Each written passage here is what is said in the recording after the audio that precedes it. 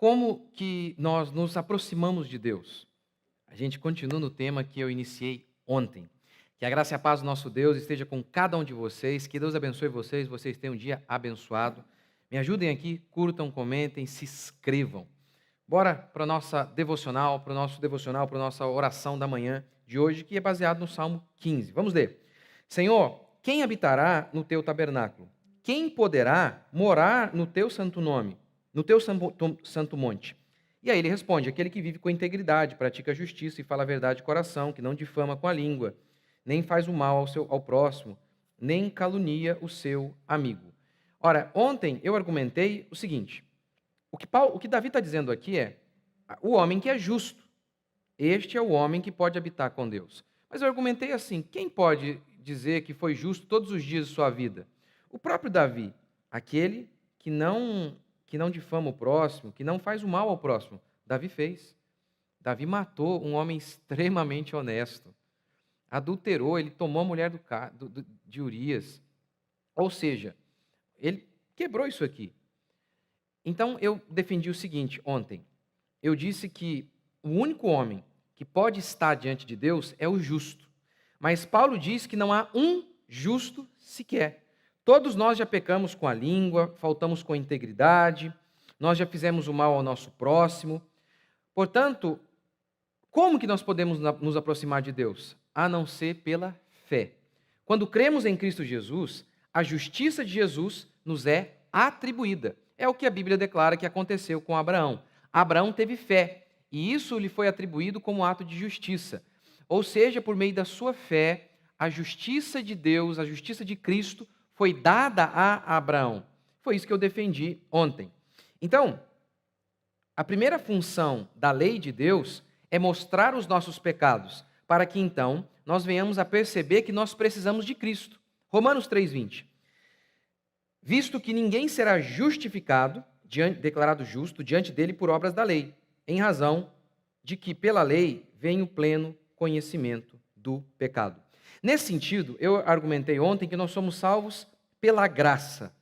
Somos salvos independentemente do que fizemos, porque nós difamamos com a língua, nós fizemos o mal ao próximo, nós caluniamos o nosso amigo, nós fizemos tudo de errado, nós quebramos a lei de Deus e por isso nós não poderíamos estar na presença de Deus. Tanto é, lembra a ilustração que eu dei, a figura que eu dei, lá do templo? O templo ele era fechado, não havia um véu que impedia a entrada do homem no Santo dos Santos. Mas com a vinda de Cristo, o véu se rasgou, mostrando que em Cristo Jesus a justiça foi satisfeita. Por isso, o homem pôde entrar na presença de Deus e habitar no tabernáculo de Deus, morar no santo monte da presença de Deus. Ou seja, por conta de Cristo. Foi isso que eu defendi ontem. Ok, tendo argumentado assim, que somos salvos pela graça, e aí, o que acontece conosco agora? Essa é a primeira função da lei, mostrar o nosso pecado, de maneira que vemos que somos doentes e que então precisamos de Cristo. E assim, somos salvos pela graça. E aí, e depois que isso acontece, a lei não tem mais nenhuma função nas nossas vidas? A gente descarta a lei? Não. E aí, ou seja, eu vou ler o mesmo texto com vocês, Salmo 15, agora numa perspectiva diferente. Eu li ontem falando da perspectiva da justificação. Agora eu vou falar da perspectiva da santificação. Como disse Lutero, a lei nos leva a Cristo para sermos justificados. Cristo nos envia de volta à lei para sermos santificados. Tendo nós essa convicção de que somos pecadores e quebramos a lei, de que nenhum homem será salvo pelas obras da lei. E aí, qual é a função da lei no instante em que somos salvos? Deus usa a lei por meio do Espírito Santo para nos santificar. Você já deve ter ouvido muito hoje de pregadores modernos falando, né? Não estamos mais debaixo da lei, e esse versículo existe. Mas qual é o sentido que eles aplicam? De que a gente pode viver desregradamente, porque estamos na graça. Fomos salvos pela graça, independentemente do que fazemos, não importa mais o que nós fazemos. E parece que, assim, eles não chegam de maneira explícita a dizer, mas é quase que a lei não tem função nenhuma, nós não precisamos mais nos preocupar com isso, que são os fariseus que se preocupam com a lei. Pois bem, esse sentido aí, essa interpretação que eles dão, de que não estar debaixo da lei significa podem viver de qualquer maneira, que Deus no Antigo Testamento punia pecados, mas ele não faz mais isso. Essa é a interpretação que eles dão em última instância. Isso é um absurdo? Isso é um absurdo. Por exemplo, Davi. Davi estava na graça. Ele estava no Antigo Testamento, mas ele creu em Cristo, no Messias que viria. Então ele estava na graça, ele foi salvo pela graça. Ok. Davi, ele era um homem segundo o coração de Deus. Ele pecou. O que aconteceu? Nada?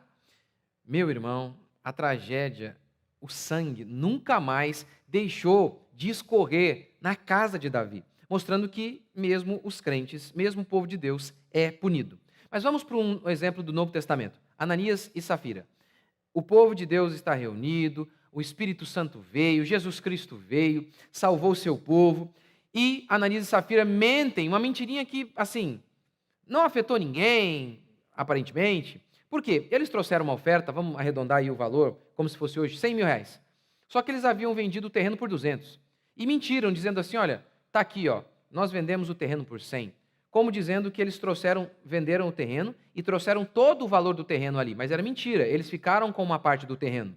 Ora, Pedro fala, vocês não eram nem obrigados a fazer isso, por que vocês fizeram isso? Simplesmente para impressionar, já que todo mundo estava ofertando, todo mundo estava ajudando na igreja, eles também não queriam ficar para trás.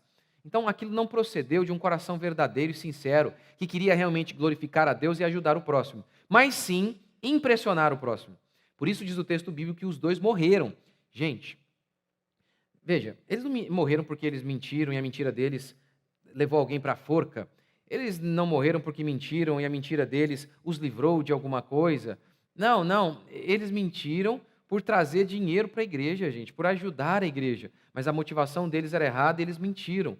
Mas uma mentira assim que diretamente não afetou nenhum ser humano. Pelo contrário, aquele dinheiro que eles trouxeram iria ajudar muitas pessoas.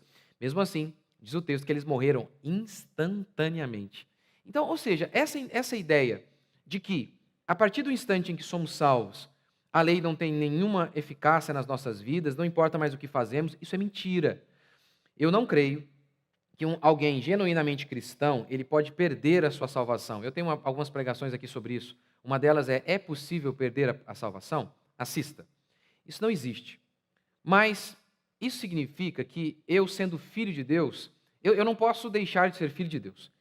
Mas se eu pecar, eu não vou ser punido? Claro que serei. Então, a lei de Deus, ela continua valendo. Então, aqui o texto diz, né? Quem que pode habitar na presença de Deus? Se você é crente e você peca, você não perde a sua salvação.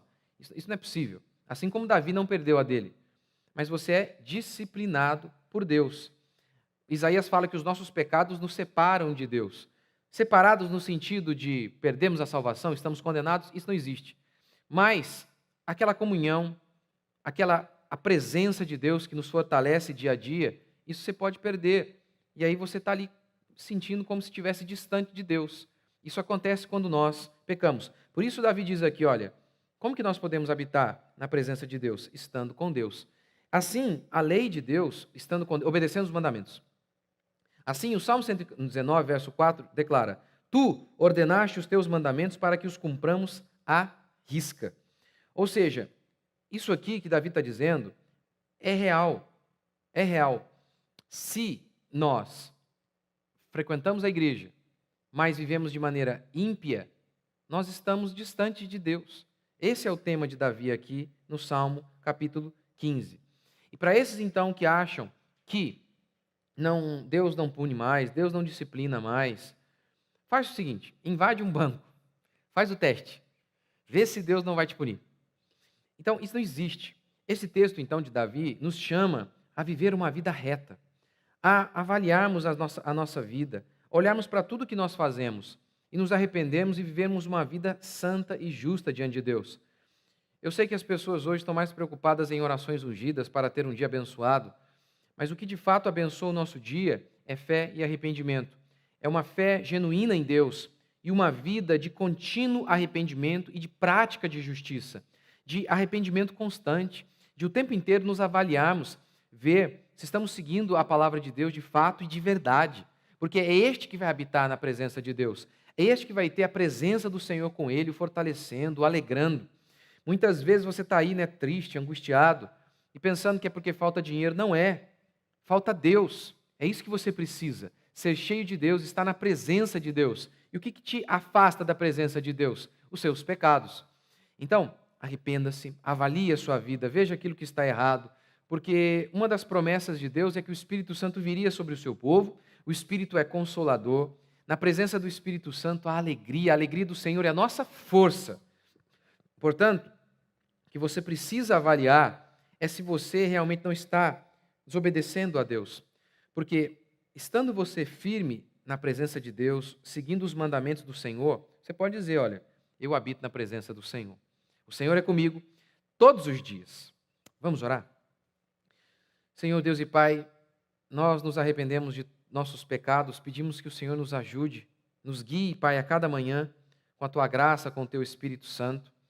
Ilumina-nos, ó Pai, ilumina-nos, Senhor. Precisamos de Ti, ó Deus vivo e todo-poderoso. Mostra os nossos pecados e, Senhor, ajude-nos a mudar a cada dia, para que possamos morar no Teu santo monte, sermos cheios da Tua presença, do Teu vigor, da Tua alegria.